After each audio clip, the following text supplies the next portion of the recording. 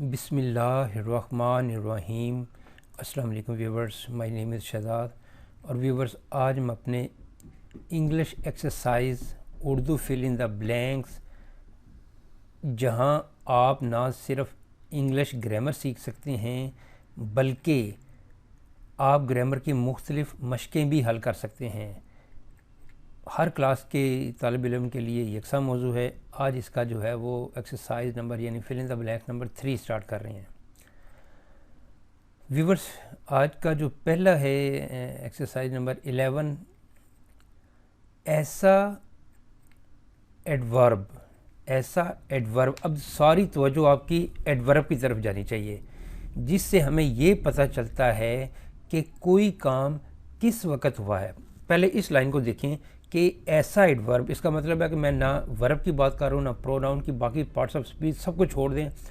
ऐसा एडवर्ब जिससे हमें ये पता चलता है कि कोई काम किस वक्त हुआ है। अब वो वाला जो एडवर्ब है, adverb of manner, adverb of time और एडवर्ब ऑफ प्लेस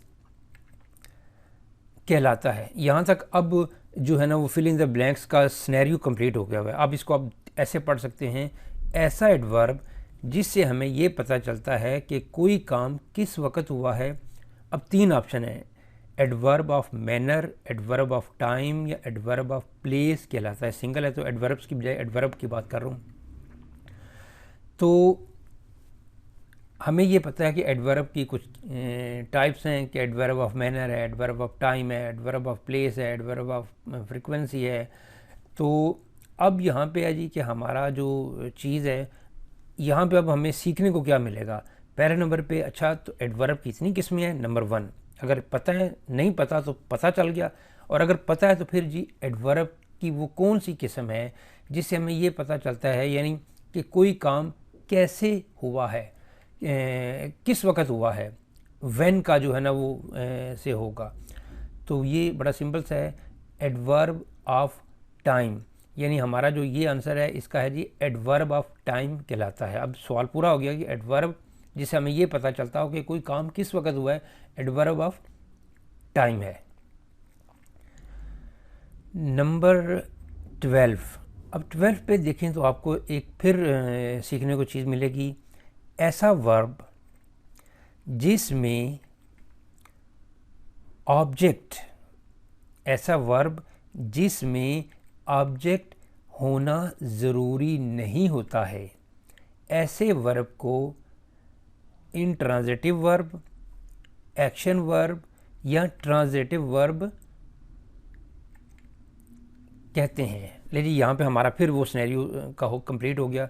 तो अब सीखने की बात ये है कि ऐसा वर्ब जिसमें ऑब्जेक्ट होता है, यानी यहाँ पे हमें ये पता चला कि अब वर्ब जो है पार्ट्स ऑफ स्पीच में वर्ब जो है उसका भी ऑब्जेक्ट होता है।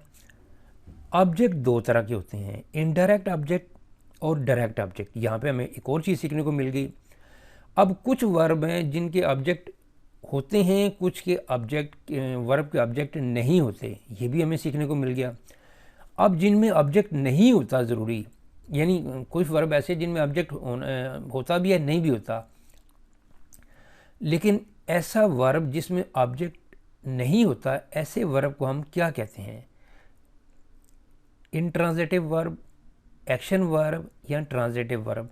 तो ऐसे वर्ब जिनमें ऑब्जेक्ट होना ज़रूरी नहीं होता उसको हम इंट्रांजिटिव वर्ब बोलेंगे। सो हमें यहाँ पे 4-5 चीज़ें मिलेंगी कि वर्ब जिसमें ऑब्जेक्ट हो। अब इसमें एक और इम्पॉर्टेंट सवाल है कि what is the role of object in verb. ये सारी की सारी चीज़ें हमने उर्दू की फिल इन द ब्लैंक्स में, वैसे भी दूसरे भी मेरे कई और सीरीज़ चल रही हैं जिसमें ये हर चीज़ को एक्सप्लेन करना है। लेकिन मकसद ये है कि अगर आप ये वाला लेसन छोटे बच्चों को भी पढ़ाएं तो वो 1 साल बाद ग्रामर की उस बुलंदी पे पहुंच जाएंगे कि वो खुद ग्रामर पढ़ाना शुरू कर देंगे, खुद इंग्लिश बोलना शुरू कर देंगे। देखिए, अपनी ज़ुबान का तो मज़ा ही हो रहा है ना।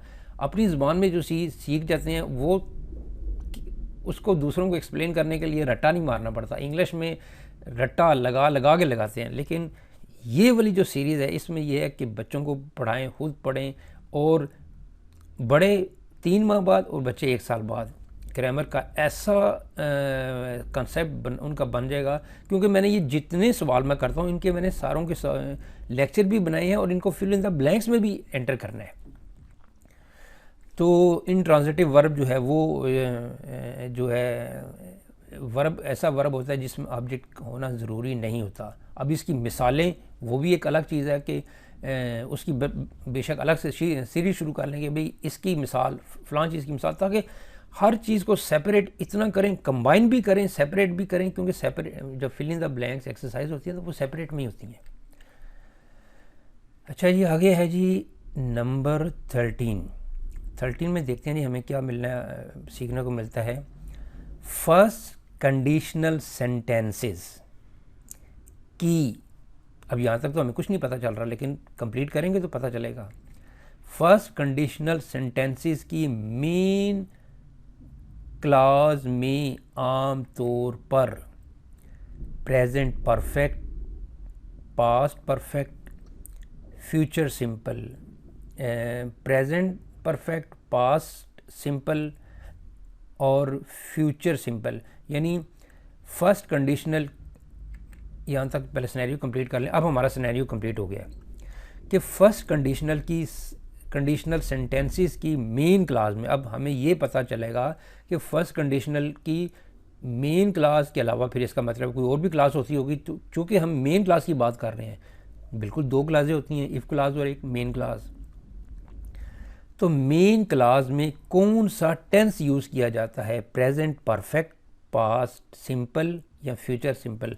तो बिल्कुल आपका जवाब ठीक है। फर्स्ट कंडीशनल की मेन क्लास में फ्यूचर सिंपल का आम तौर पर इस्तेमाल होता है। कुड, शुड वगैरह का भी इस्तेमाल किया जा सकता है, लेकिन आम तौर पर रूटीन में ज़्यादातर 70% फ्यूचर सिंपल टेंस का इस्तेमाल किया जाता है। लेकिन हमें ये 3 जो है वो टिप्स पढ़ी और 3 फिल इन द ब्लैंक्स में कम से कम 9 से 10 नई चीज़ें मिल गई हैं। अब वो नई चीज़ें जो हैं, मैं भी इस वीडियो को रिकॉर्डिंग को देखूंगा और इसमें जो जो नई चीज़ें मिली हैं उनके क्वेश्चन आंसर वाली सीरीज़ में क्वेश्चन आंसर डाल दूंगा, समझाने वाली चीज़ में समझाने वाला ऑप्शन डाल दूंगा। यानी ये सिंपल चीज़ें चलती चलती चलती हैबिट, एक्चुअली इसको जब आप टारगेट करके नहीं, हैबिट आदत के तौर पे देखेंगे तो 6 माह 1 साल के बाद आपको ग्रामर इस तरह हो जानी है जिस तरह आप खुद ग्रामर के एक प्रोफेसर हैं। तो जी फर्स्ट कंडीशनल की सेंटेंसेस की मेन क्लास में फ्यूचर सिंपल टेंस का इस्तेमाल होता है। नेक्स्ट है जी नंबर 14। अब यहाँ पे चूँकि जब कंप्लीट करेंगे तो हमें फिल इन द ब्लैंक्स का सिनेरियो तब कंप्लीट होगा जब आप पूरी चीज़ देखेंगे। वर्ब की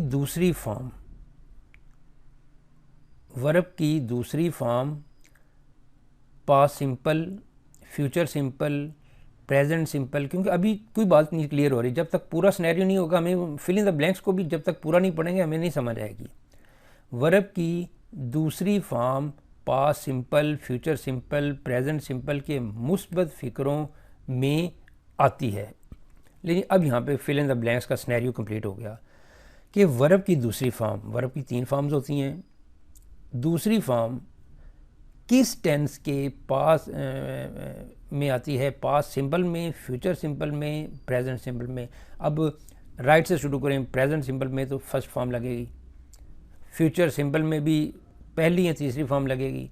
तो आ जाके पास्ट सिंपल के मुस्बत फ़िक्रों में, नेगेटिव और क्वेश्चन वाले फ़िक्रों में नहीं, मुस्बत फ़िक्रों में जो है वो वर्ब की दूसरी फॉर्म लगती है।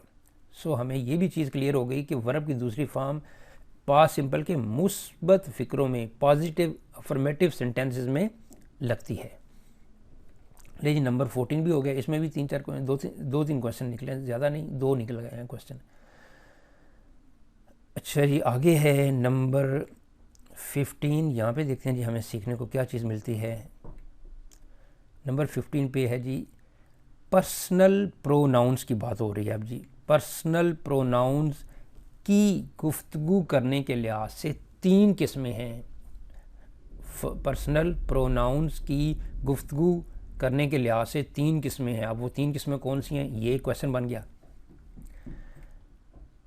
गुफ्तगू करने वाले को इंग्लिश में बड़ा सिंपल सा है, फर्स्ट पर्सन, सेकंड पर्सन या थर्ड पर्सन। गुफ्तगू करने वाले को इंग्लिश में first person, second person, third person कहते हैं। पहले 3 चीज़ें पता चलें कि पर्सनल प्रोनाउंस की गुफ्तगू करने के लिहाज से 3 किस्में हैं। अब वो 3 किस्में कौन सी हैं, first person, second person, third person. यानी ये सवाल और जवाब की शक्ल में भी आप इसको याद कर सकते हैं। तो गुफ्तगू करने वाले शख्स को जो है वो बड़े सिंपल सा सवाल है, इसमें आप फर्स्ट पर्सन बोलेंगे। फर्स्ट पर्सन बोलेंगे जी गुफ्तगू करने वाले को। सो हमें यहाँ पे 2 चीज़ें मिल गई। अब ये तकरीबन 5 में को 3 से करें तो 5 को 3 से करें तो 15 के हिसाब लिहाज नए क्वेश्चन बने हैं। तो अब 15 के नए जो क्वेश्चन होंगे वो किसी मेरे एक सीरीज़ है ग्रामर के सवाल जवाब, उसमें डाल दूंगा ताकि इंडिविजुअल सवालों का जवाब भी आ जाए और ग्रामर के लेक्चर भी बन जाएँ और ये फिल इन द ब्लैंक्स भी बन जाए। एक इंग्लिश की फिल इन द ब्लैंक्स भी बनाने जा रहा हूँ ताकि जब ये चीज़ कर लेंगे, आप व्यूवर्स ये चीज़ ज़हन में रखें, अपनी ज़ुबान में जो चीज़ सीख जाएंगे वो बेशक रशियन में हो, इटालियन में हो, जर्मन में हो, फ्रेंच में हो, जापानीज़ में हो, वो अगर अपनी ज़ुबान में सीखा हुआ है तो उसको किसी भी ज़ुबान को आप इजीली कन्वे कर सकते हैं। तो आज का जो लेक्चर था वो यहीं तक था जी।